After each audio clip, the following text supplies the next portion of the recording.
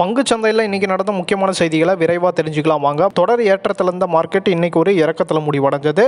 Ather industries அப்படிங்கிற speciality chemical மேனுஃபேக்சரிங்கில் இருக்கிற ஒரு கம்பெனி தான் இப்போ பார்த்துட்டு இருக்கோம். இன்னைக்கு இந்த நிறுவனத்தினுடைய Q1 ரிசல்ட் வெளியாகிருக்கு. Q1 ரிசல்ட்டை நீங்கள் அனலைஸ் பண்ணி பாருங்க. அதே போல் இந்த ஷேரை பற்றியும் நீங்கள் ஃபண்டமெண்டலாக அனலைஸ் பண்ணி பாருங்க. கடைசி ஒரு வருஷத்தில் ஒரு இறக்கத்தில் இந்த ஷேர் இருக்குது. நஜாரா டெக்னாலஜிஸ் அப்படிங்கிற கேமிங் செக்டாரில் இருக்கிற ஒரு கம்பெனி இப்போ பார்த்துட்டு இருக்கோம். இந்த நிறுவனத்துக்கு டாக்ஸ் சம்பந்தமான ஒரு நோட்டீஸ் கவர்மெண்ட் கிட்ட இருந்து வந்திருக்கு. அது மட்டும் இல்லாமல் இந்த நிறுவனம் 300 கோடி ரூபாய்க்கான ஒரு ஆப்பை தற்போது வாங்குற முயற்சியில் ஈடுபட்டு இருக்காங்க. ருச்சில் டெக்கர்ஸ் அப்படிங்கிற ஒரு கம்பெனி பார்த்துட்டு இருக்கோம். வரக்கூடிய நாட்களில் இந்த ஷேரை ஸ்பிளிட் பண்ண இருக்காங்க.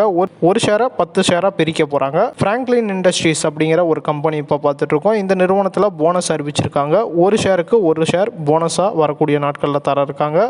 பங்கு சந்தையில் முதலீடு பண்ண ட்ரேட் பண்ண உங்களுக்கு டிமேட் அக்கௌண்ட் அவசியம். உங்ககிட்ட டிமேட் அக்கௌண்ட் இல்லைனா இந்தியாவுடைய முன்னணி புரோக்கராக இருக்கிற எங்ககிட்ட நீங்கள் டிமேட் அக்கௌண்ட் ஃப்ரீயாகவே ஓப்பன் பண்ணிக்கலாம்.